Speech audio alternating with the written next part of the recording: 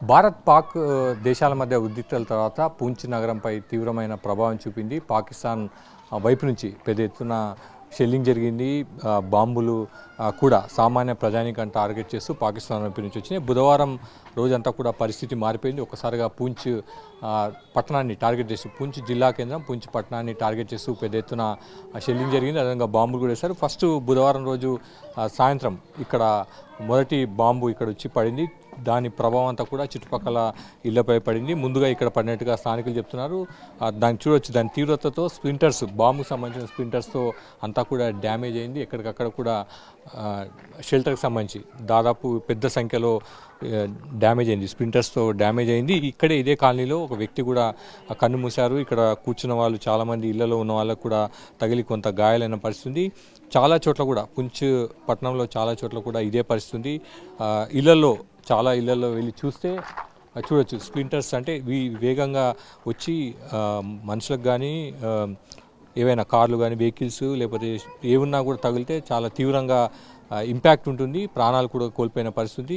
ఇలాగా పూంచ్ నగరంలో చాలా ఇళ్లలో ఎక్కడ చూసినా కూడా వాళ్ళు ఇళ్లలో ఇవన్నీ కూడా స్ప్లింటర్స్ని చూపిస్తున్నారు. ఎక్కడ పోయినా కూడా వీటి వల్లే తమ కుటుంబ సభ్యులను కోల్పోయామని, తమ ఆస్తులు డ్యామేజ్ అయిన విషయాన్ని వాళ్ళు పదే పదే చెప్తున్నారు. ఇక్కడ స్థానికులు ఉన్నారు. ఆ రోజు ఏం జరిగింది తెలుసుకునే ప్రయత్నం చేద్దాం.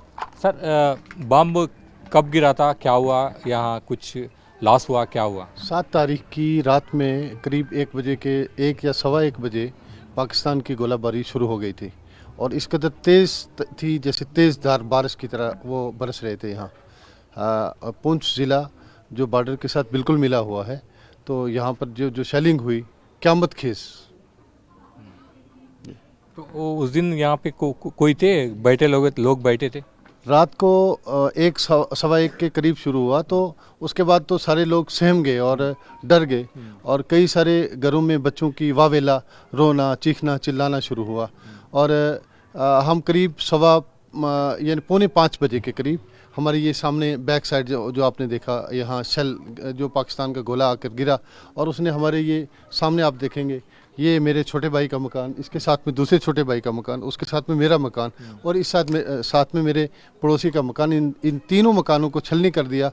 और छलनी करने के साथ साथ मेरा छोटा भाई, उसका नाम मोहम्मद अकरम, और वो बिल्कुल ये सामने गेट में खड़ा था, गेट बंद कर रहा था सुबह, और निकलने की तैयारी थी कि यहाँ से कैसे निकल पाए, यहाँ से जान बचा। शेलिंग हो रहा था, यहाँ से बच के निकलने के लिए प्रयत्न में था। हाँ, बिल्कुल तैयारी में थे कि हम निकलें, तो अचानक जो है वो पाकिस्तान की तरफ से यहाँ गोला आ गिरा और उसकी जद में आकर ऑन स्पॉट मौके पर ही डेथ हो गई।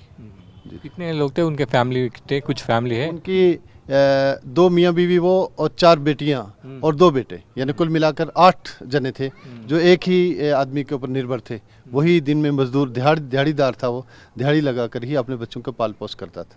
ఓకే, ఆ రోజు ఒకసారిగా బాంబు పడింది. ఆ సందర్భంలో ఇళ్ల నుంచి ప్రాణాలు అరిచేతిలో పెట్టుకొని బయటకు వెళ్దాము, కుటుంబ సభ్యులను రక్షించుకుందాం అనే ప్రయత్నం చేశారు.